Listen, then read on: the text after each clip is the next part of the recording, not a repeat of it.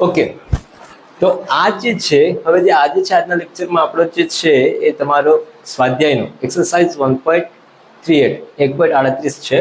હવે આ જે દાખલો છે ને આ દાખલો તમારો જે એક્ઝામ્પલમાં તમારો 1.5 કે 1.6 એના જેવો છે. હવે તો કે અહીંયા શોધવાનું શું છે અને શું કરવાનું છે એ વસ્તુ જોઈ લઈએ. તો કે અહીંયા છે બેન્ઝીન અને ટોલ્યુઇન સંઘટનના સંપૂર્ણ ગાળા દરમિયાન આદર્શ દ્રાવણ બનાવે છે. તો કે અહીંયા આપણે લઈ લઈએ એક તમારું છે તો કે અહીંયા બેન્ઝીન છે અને એક છે ટોલ્યુઇન અને એમ કઈ છે કે આ તમારું બેન્ઝીન અને આ ટોલ્યુઇન એમ કઈ છે કે સંગઠનના સંપૂર્ણ ગાળા દરમિયાન આદર્શ દ્રાવણ બનાવે છે એટલે ત્રીજી વસ્તુ બનાવતા હશે આદર્શ દ્રાવણ. તો હવે અહીંયા જે છે એમ કહે છે કે 300 કેલ્વિન તાપમાને શુદ્ધ બેન્ઝીન અને ટોલ્યુઇનના બાષ્પ દબાણ અનુક્રમે તો કે આનું P0B કહીએ એ આપેલું છે આપણને. તો કે એ આપેલું છે આપણને અનુક્રમે 50.71 mmHg છે. હવે તો કે ટોલ્યુઇનનું કેટલું છે તો કે ટોલ્યુઇનનું આપેલું છે આપણને 32.06 32.06 mmHg. હવે તો કે આ કયું તો કે P0T લઈશું, B for benzene, T for toluene.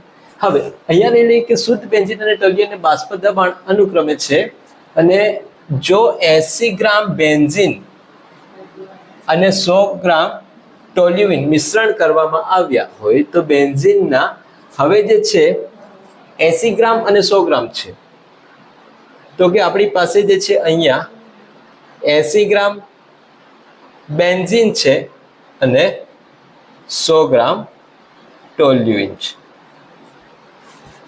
તો એમ કહે છે કે બેન્ઝીનના બાષ્પ અવસ્થામાં મોલ અંશ શોધો. તો બાષ્પ અવસ્થામાં મોલ અંશ શોધવાનું સૂત્ર કઈ રીતે છે આપણી પાસે તો કે અહીંયા લઈ લઈએ બાષ્પ અવસ્થામાં મોલ અંશ તો કે y બરાબર તો કે અહીંયા હવે દ્રાવણ બન્યું છે તો કે દ્રાવણમાં ઘટક એટલે તમે બેન્ઝીન લઈ લો યા ફિર ટોલ્યુઇન લઈ લો. ટોલ્યુઇનનું બાષ્પ દબાણ એટલે કયું તો કે અહીંયા રહેશે PB અને અહીંયા રહેશે PT. આ વસ્તુ કહે છે અને નીચે રહેશે તો કે દ્રાવણનું કુલ બાષ્પ દબાણ. આ આપણું સૂત્ર છે. હવે જે છે આ સૂત્રમાં આપણી પાસે કુલ દબાણ પણ નથી પણ કુલ દબાણ જે છે કુલ દબાણ લઈએ કુલ દબાણ તો કુલ દબાણ બરાબર તો આપણે બેન્ઝીન અને ટોલ્યુઇનના સંદર્ભમાં લીધું છે એટલે આપણે લખીશું PB પ્લસ PT લખીશું પણ આ તો આપણી પાસે અહીંયા નથી. તો આનું આગળનું સ્ટેપ જે રાઉલ્ટના નિયમ પ્રમાણે ચાલે છે તો આપણે લઈએ P0B XB plus P0T XT લઈશું બેન્ઝીનના મોલ અંશ અને ટોલ્યુઇનના મોલ અંશ. તો હવે અહીંયા સમજો કે આપણી પાસે મોલ આ વસ્તુ તો છે આપણને ડેટામાં આપી છે મોલ અંશ નથી તો મોલ અંશ બરાબર થઈ જશે મોલ અંશ બરાબર થઈ જશે x બરાબર કે જેના શોધવાના છે તેના ઘટકના મોલ અંશ અને નીચે ઘટકના મોલ અને નીચે કુલ મોલ થઈ જશે. હવે મોલ પણ નથી તો મોલ શોધવા પડશે તો મોલ n બરાબર વજન ભાગ્યા અણુભાર થશે. તો પેલા અણુભાર પણ નથી આપણી પાસે તો અણુભાર પણ જોવા પડશે, વજન આપેલા છે તો અહીંયા લઈ લઈએ કે હવે વસ્તુ તો કે આપણે દાખલો અહીંથી ચાલુ કરીશું કેમ કે આપણે ગણવા તો આના પરથી છે પણ આનામાં મારી પાસે કુલ દબાણ નથી અને આ પણ નથી તો એ કુલ દબાણ આના પરથી મળશે અને કુલ દબાણ શોધવા માટે આગળ ફોર્મ્યુલા આ લેવી પડશે. આમાં પાછા મોલ અંશ નથી તો મોલ અંશ શોધવા પડશે. મોલ અંશ માટે મોલ નથી, તો મોલ પરથી ચાલુ કરીશું. તો એના માટે ડેટા જે આપેલા છે એ લઈ લઈએ આપણે. તો કે અહીંયા જે છે તો કે P0B બેન્ઝીનનું બાષ્પ દબાણ કેટલું છે? તો કે બેન્ઝીનનું બાષ્પ દબાણ જે છે અનુક્રમે બેન્ઝીન માટે લીધું આપણે 50.71 mm Hg છે. WB બેન્ઝીનનું વજન તો કે કેટલું છે? 80 ગ્રામ બેન્ઝીન છે, 80 ગ્રામ છે. બીજી વસ્તુ કઈ? તો કે P0T આપેલો છે, તો એ કેટલો છે? તો કે એ છે આપણી પાસે P0T આપણને 32.06 આપેલ. ઠીક છે. હવે એનું વજન કેટલું છે? WT બરાબર થઈ જશે તમારું 100 ગ્રામ વજન આપેલું છે. બીજી વસ્તુ અણુભાર પણ લઈ લઈએ.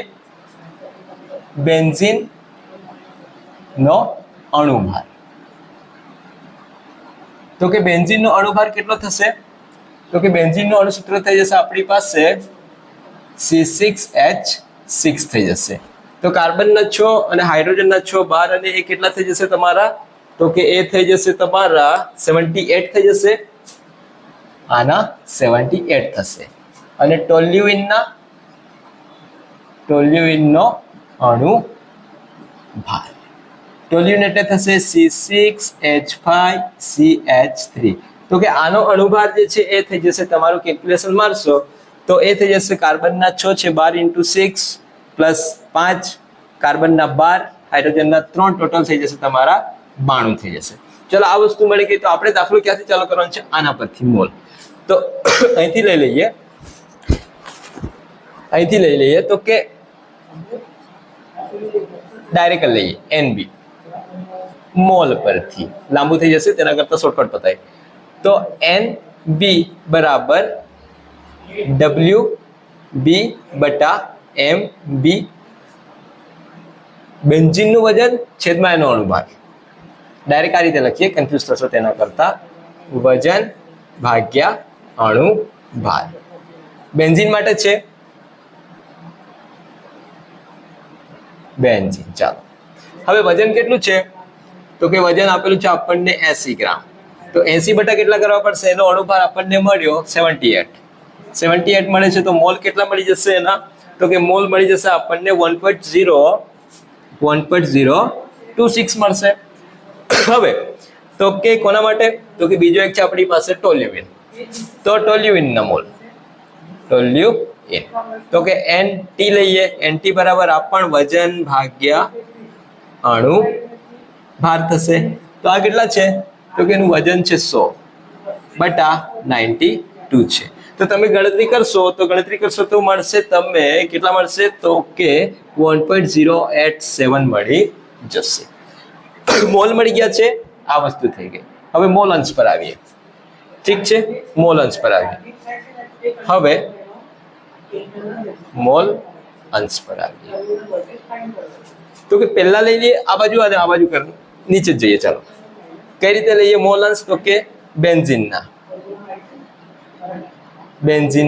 શોધી કાઢીએ. તો કઈ રીતે થશે? અહીંયા લઈએ XB બરાબર NB છેદમાં NB પ્લસ NT થશે. ટોલ્યુઇન અને બેન્ઝીનના કુલ મોલ થશે. તો અહીંયા જોઈએ તો કે બેન્ઝીનના મોલ કેટલા? 1.026 છેદમાં શું થશે? તો કે છેદમાં થશે તમારા આ થશે 1.026 પ્લસ આના કેટલા છે? તો કે આ 1.087 થઈ જશે. 1.087 થઈ જશે.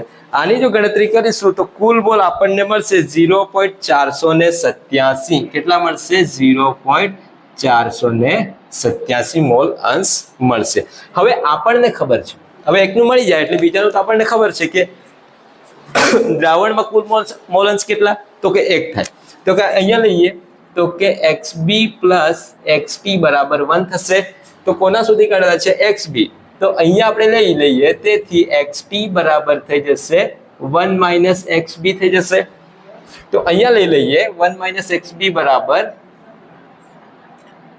તો XT બરાબર થઈ જશે 1 - 0.487. હવે 0.487 થશે તો 0. કેટલા મળશે આ તમને? તો કે આનો આન્સર મળી જશે 0.1 માંથી આટલા બાદ કરશો એટલે કેલ્ક્યુલેશન કરજો તો આ જે છે 0.514 મળી જશે. તો આના પણ મોલન્સ મળી ગયું. આ મળી ગયું તો કે બીજી કઈ વસ્તુ મળી ગઈ? મોલન્સ. બંનેના મળી ગયા. તો હવે શું મળી જશે?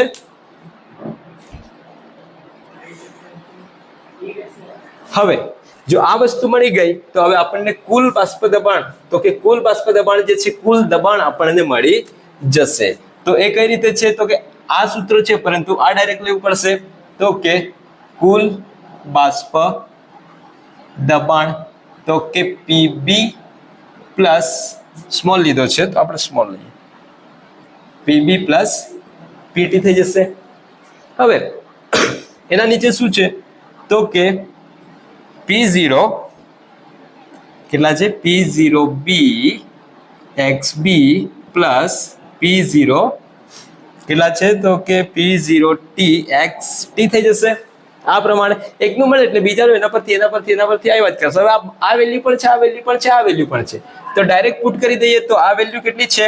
તો કે P0B તો કે અહીંયા છે 50.71 ઇન્ટુ XB કેટલા મળ્યા આપણને? તો કે XB મળે છે આપણને તો કે 0.487 પ્લસ આ કેટલા થઈ જશે?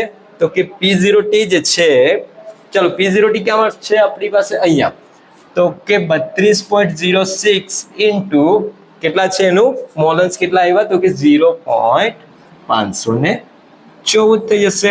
હવે આનું ગણતરી કરશો, સરવાળો મલ્ટીપ્લાય કરશો તો તમને કેટલા મળશે? તો કે એ મળી જશે 24.69 અને આ મળી જશે તમને 16.47 મળી જશે.